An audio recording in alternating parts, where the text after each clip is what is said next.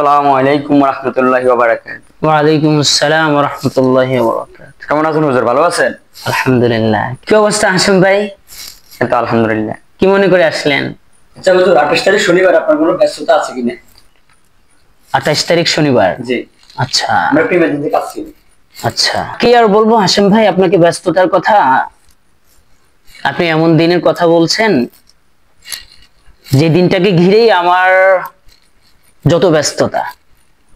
আচ্ছা, 28 তারিখ আপনার এমন কি ব্যস্ততা? আরে বলেন কি হাসিম ভাই, আপনি দেখছি দেশ দুনিয়ার একেবারেই কোনো খবরই রাখছেন না। আপনি জানেন না আগামী 28শে জুন শনিবার দুপুর 2টা থেকে ঢাকার ঐতিহ্যবাহী সোহরাওয়ার্দী উদ্যানে পীর সাহেব চরমনাইয়ের আহ্বানে এক প্রলয় হতে যাচ্ছে।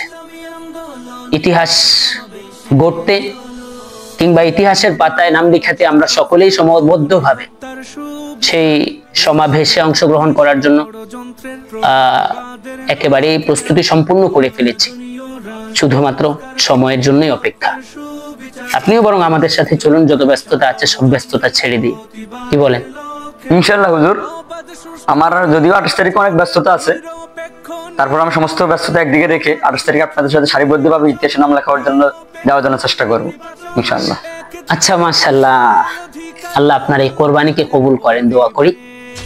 পরিশেষে আপনাদের সবার উদ্দেশ্যে এটুকু বলতে চাই, দেশ গঠনের যে ভূমিকা নিয়ে পীর সাহেব চরমনাই মাঠে নেমেছেন, আমাদের সবার উচিত দল মত নির্বিশেষে আগামী 28শে জুন শনিবারের সমাবেশে যোগদান করে সমাবেশকে সফল করা। সবাই ভালো থাকবেন, সুস্থ থাকবেন, সবার জন্যই শুভকামনা।